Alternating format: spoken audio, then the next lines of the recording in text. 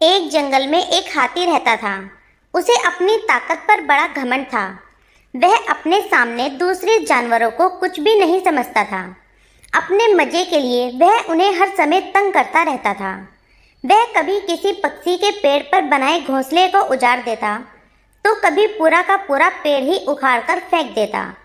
कभी बंदरों को उड़ाकर पटक देता, तो कभी खरगोशों को अपने पैरों तले रौंद देता।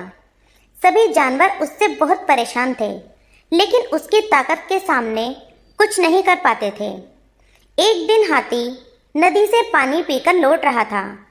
वहीं नदी के किनारे एक पेड़ के नीचे चींटियों का बिल था। आसपास ही चींटियां अपने काम में जुटी हुई थी। बरसात के पहले वे अपने बिलों में अपना भोजन इकट्ठा कर उसके लिए मेहनत कर रही थी। हाथी को मस्ती सूझी और उसने अपनी सूंड में पानी भरकर चींटियों के बिल पर डाल दिया। चींटियों का बिल उजड़ गया। अपना घर उजड़ जाने के बाद भी डर के कारण चींटियां हाथी से कुछ नहीं कह पा रही थी। लेकिन एक चींटी को बहुत गुस्सा आया।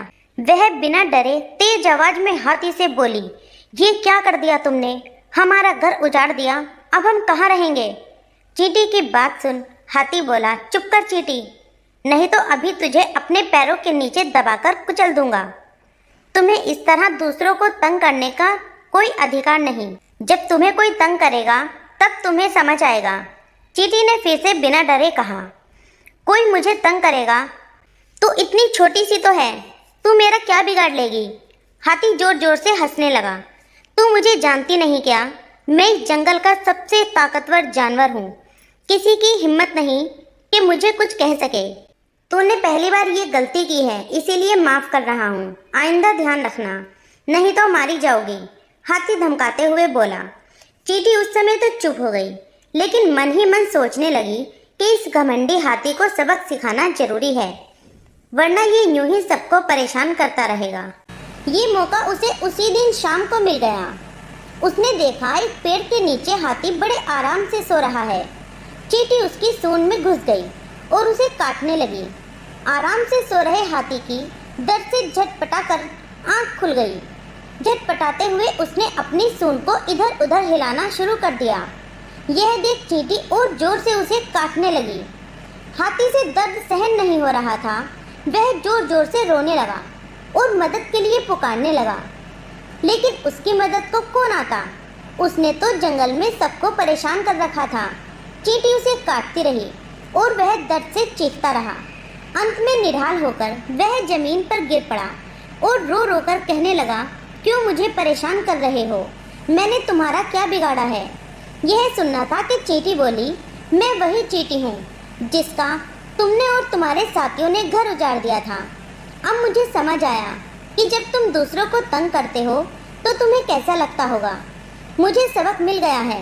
मैं तुमसे माफ़ी मांगता हूँ और वचन देता हूँ कि फिर कभी किसी को तंग नहीं करूँगा। सबसे मिलजुल कर प्रेम से रहूँगा। कृपया कर मुझे काटना बंद कर दो और मेरी सूंड से बाहर निकल जाओ। हाथी रोते हुए बोला।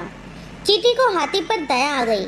उसे लगा कि अब हाथी का घमंड टूट गया है और उसे एक अच्छा सबक भी मिल गया है, इसीलिए उसे माफ़ कर सुधारने के लिए एक मौका जरूर देना चाहिए। चींटी हाथी की सूंड से बाहर आ गई। हाथी की जान पर जान आई। उस दिन के बाद से हाथी सुधर गया। उसने जंगल के सभी जानवरों से अपने किए की माफ़ी मांगी और उनसे वादा भी किया कि वह अब उन्हें कभी तंग नहीं करेगा। जानवरों ने उसे माफ़ कर दिया और उससे दोस्ती कर ली। हाथी भी सबका दोस्त बनकर खुशी खुशी रहने लगा।